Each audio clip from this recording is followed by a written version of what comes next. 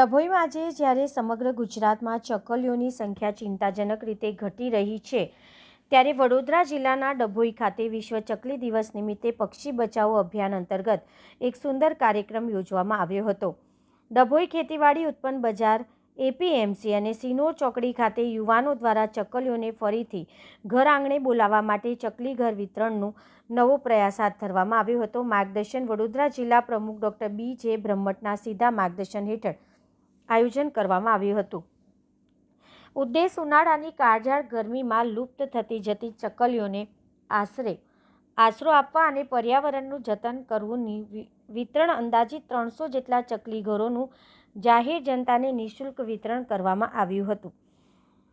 ઉપસ્થિત મહાનુભાવોમાં આ સેવાકીય કાર્યમાં જિલ્લાના અગ્રણી નેતાઓ અને કાર્યકરોએ ઉત્સાહભેર ભાગ લીધો હતો, જેમાં મહેશભાઈ પટેલ દાજી, જિલ્લા ઉપપ્રમુખ સતીશભાઈ સોલંકી, જિલ્લા એસટી મોરચા મહામંત્રી વિજયભાઈ દેસાઈ, બક્ષીપંચ મોરચા મહામંત્રી મુન્નાભાઈ ભરવાડ અને વિજયભાઈ રબારી। ચકલી એ આપણા ઘર આંગણનું પક્ષી છે। બદલાતા સમય અને પાકા મકાનોના કારણે તેમનો માળો બાંધવાની જગ્યા મળતી નથી।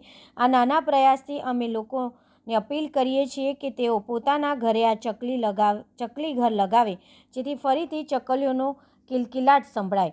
આયોજક ટીમ આ ભગીરથ કાર્યને ડભોઈના નગરજનોએ બિરદાવ્યું હતું અને ઉનાળામાં પક્ષીઓ માટે પાણીના કુંડા તેમજ ચકલી ઘર રાખવાના શપથ લીધા હતા।